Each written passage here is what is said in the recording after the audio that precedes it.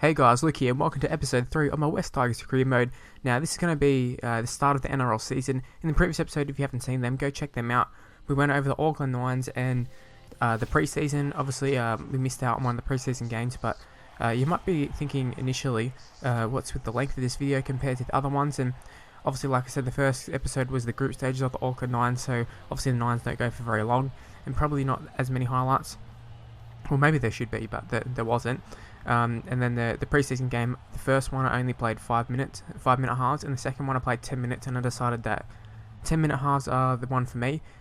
So with this Titans game and the Dragons are straight after that, they're going to be 10-minute halves, so obviously 20 minutes. And I think the games usually go for about half an hour. I think I saw the clips I've recorded, so it should be a lot of highlights to go through, and that's the reason for the lengthy video.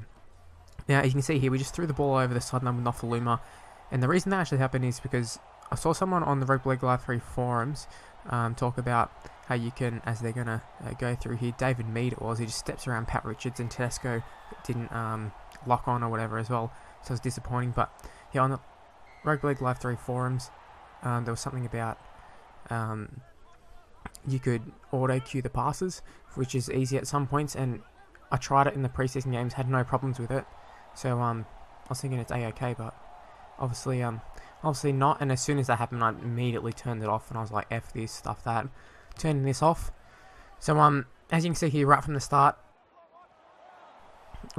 there, our kicking game was pretty on. Curtis Sirinen in particular causing a lot of damage with the ball, and also his defense is quite good. I'm pretty happy with Curtis Sirinen as a 5'8". It's not someone who I was initially thinking was going to be a good player, but he is. I know a lot of people would say, why wouldn't you play him in the second row, but he's only a 5'8" or a halfback, I think, on this game. As Pat Richards goes over and scores, that was quite lucky, that try.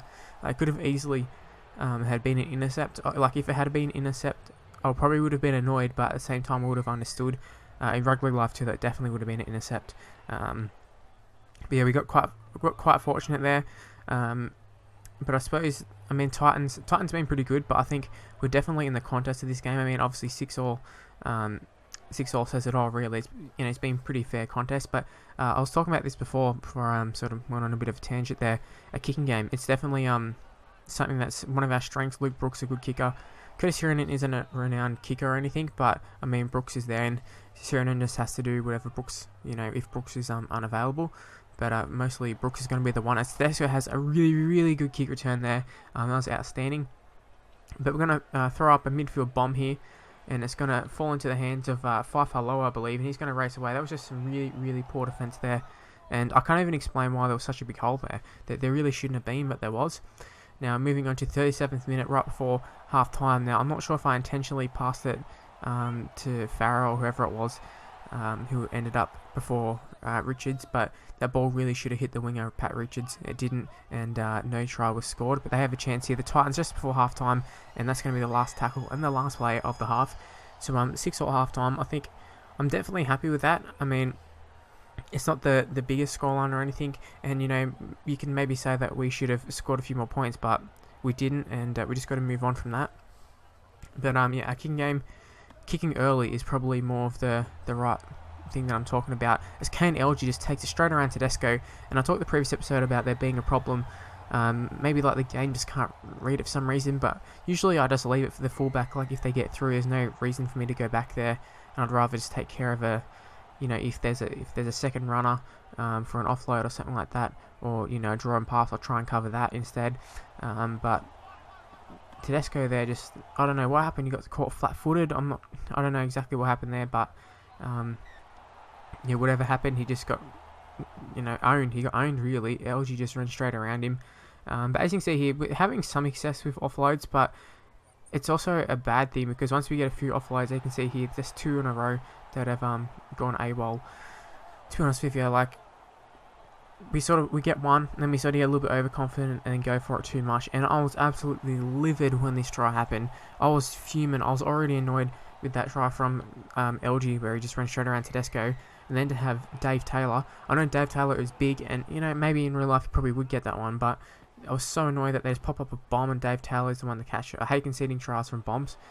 but we are going to concede another try here, as it was 5-5 lower. He goes in and just headbutts the ball through, and that's one of the most annoying things in this game is when you're going for those, those plays and they just get knocked down. As you can see here, I've gone to that action replay, or the instant replay thing that's on the game now, which is really good, and you can see it clearly came off 5-5 lower. That probably would have been ruled a knock on in real life, as Caesar just slots it over 4 from 4. The previous one actually hit the post, which a bit unlucky there, but 24-6 down. I really felt hard done by. I really didn't think the scoreline was any this reflected the scoreline, or the game reflected the scoreline at all. Can't even pronounce my words there. Thankfully for us here, we're back within a little bit of a chance, I suppose. We get the ball back, 24-6 down. It's going to take a miracle, but we're getting off to a good start here. We get the ball back. Robbie Farah he's got an open line there, and he gets brought down there. I think it's Dave Taylor and someone else bringing him down. Actually, yeah, I think it was Dave Taylor. We're going to go to the short side. David Nofaluma just goes over, goes to the spectacular put down.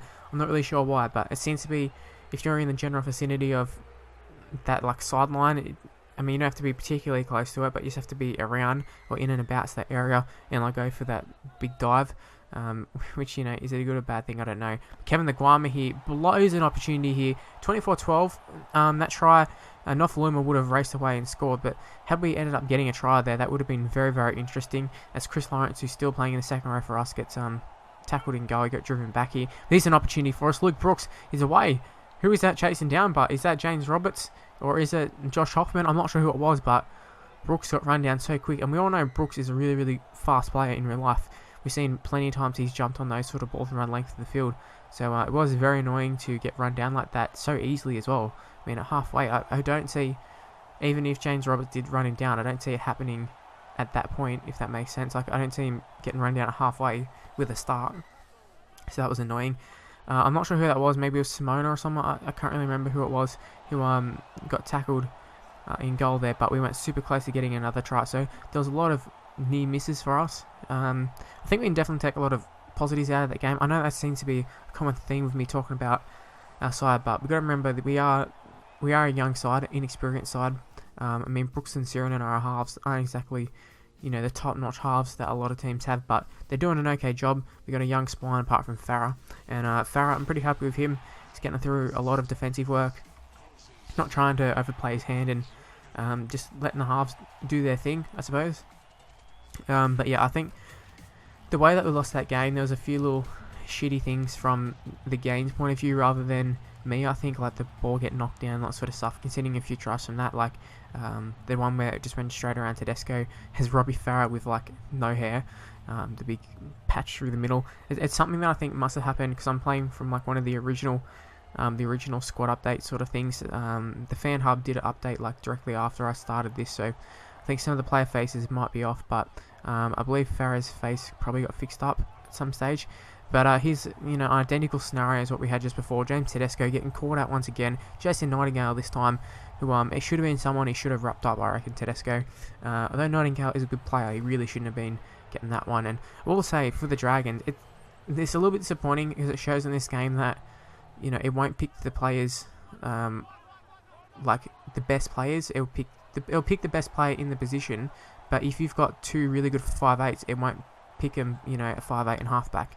Or if you got a fullback and you got some shitty wingers, but you got three good fullbacks, they'll only pick that one fullback, probably another one on the bench, and then have some other shitty wingers rather than having those fullbacks on the wing, probably what would happen in real life.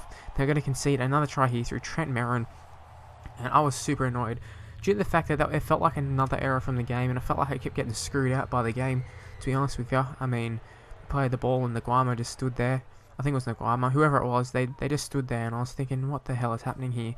But we're going to create a chance here. Luke Brooks just identifying a bit of a gap there, and once again, the game just knocking it down. That one I'm more okay with because we did throw it directly into him. It was a bit of a risky pass, but we went for it.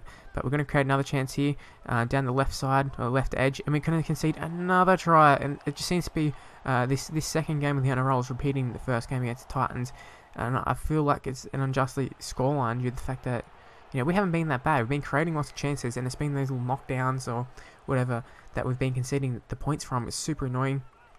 Rather than us being absolutely terrible, like the scoreline indicate, we've just been getting unlucky, I think. But we are going to get a bit of good luck here. That ball hit the ground. We did pick it up with Chris Lawrence, who's still playing in the second row on the left-hand side. And the ball's going to find its way. David Nofaluma is going to go and score. And it brings it around enough that Pat Richards is going to have an easy goal kick here. Even if we don't get it initially on that green part, it's a pretty safe bet that Pat Richards is still going to kick that. Now, I'm not sure if that's due to him being a really good goal kicker or not, but he is a pretty good winger there. He got a nice little offload, and Tim Simona on the right side. He is very quick in real life. On this game, he's not the fastest. As you can see, Josh Dugan coming across, doing his best. I believe it's Joel Thompson as well coming across there. But we are going to get the spectacular put down as Tim Simona goes all the way into the corner. They're going to take a look at the video replay, and I thought I'd show you this because I'm not really sure how, if people have seen too much of the video ref here, but I mean, it's pretty basic. They just have a look, do the little rewind on a few angles, and as you can see, the ball is clearly down. Dugan came across a last-ditch attempt. Maybe could have dove for Simone a little bit earlier, maybe got a legs tackle or something, but he didn't do that. Now you can see here, curling it right to left, and you might have noticed that the kick meter actually was in the red when it happened, and so it just shows that even on, it's not the hardest difficulty, it's second hardest difficulty, but it does show that you don't need to get it directly in that green part to have a chance of getting it. Now Kevin O'Grime is going to come up with a very important tackle here. I think it was Tedesco who ended up turning over the ball just earlier with a shitty offload. But Tedesco, he's going to catch the ball here and make up for his error. It was Kevin O'Grime with the big tackle, Tedesco with the big catch. And then Tedesco here with a nice little run, gets an offload away. Tim Simona draws and passes, but not quite. And that's going to bring us to pretty much half-time after this next play. Will it be a big play? Who knows?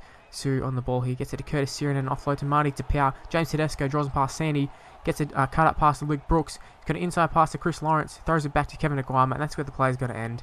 I probably should have just continued to go and not went with the inside pass to Lawrence. That really killed the play, but I mean, I suppose that they were covering us pretty well. They were just sliding. We were trying to draw and pass. It wasn't exactly working out well, but it is working well. Just here, Tim Simona creating a fair bit of space out in this wing, or in the centres, I should say.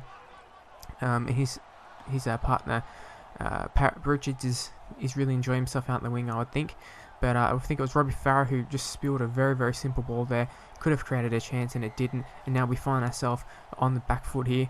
Tedesco made the tackle but gave away a penalty. But that's going to be a costly penalty as they end up scoring on the fourth tackle. And it's very disappointing to score that one. I mean, we went right from being back in the game, like being 18-0 down. And, at that point you can think, oh shit, game's over. As Pat Richards goes and scores one of the funniest tries I've ever seen. Which, isn't... I mean, you might look at that and go, huh? But yeah, what happened was the player just dropped it. I didn't even catch it when it first happened. I just saw the ball and just grabbed it. I wasn't even paying attention that well. I just saw the ball was there and went for it. As they're going to keep dragging Pat Richards here, but he's going to pull him down. But he's going to be followed up by another little run here. Ewan Aiken gets the ball and he's going to drag himself over to Tedesco. Tedesco quite tired, and Ewan Aiken just had the strength, and that was very disappointing. But I digressed a little bit from what I was saying earlier, and that was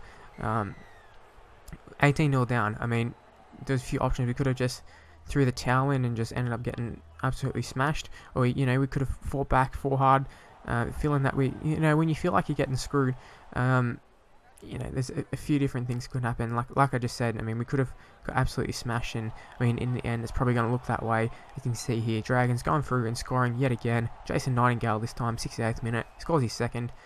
But yeah, I feel like the scoreline really doesn't reflect the game, and we put in a lot of effort here. We got up to 34-18. So, I mean, in the end, we're going to get a scoreline put on us, but I mean, I think we showed a lot of positives in this game, and like I said before, it's a bit of a common theme, me talking about positives to take out of the game, but I mean, our attack's pretty good. I mean, we scored 18 points, and I think our goal line defense was actually pretty good here. 75th minute here, one of our last chances. Curtis Siren couldn't get the last offload away as we ran it on the last, and yeah, that was the last sort of highlight of the game. I keep saying it, and I'll say it one last time. A lot of positives to take out of it. Don't get too discouraged, Tigers fans. I think we're going to have an okay season. Just need to get our sets complete, more time in possession. I think that's what's killing us here. It's getting a little bit tired towards the end of the game as you take a look at the other results of the game, and we're going to find ourselves on the bottom of the ladder, or tied for last, obviously, because we didn't win any of the first two games. So not a huge problem at the moment, but we want to start winning pretty soon. We don't want to find ourselves getting in the habit of losing. Anyways, that's where the video is going to end. Hope you've enjoyed it. If you can leave a like, it'd be very much appreciated. Subscribe to my channel, leave a comment, follow me on Twitter, like me on Facebook, do all that sort of stuff. And yeah, I'll see you next time. Bye, guys.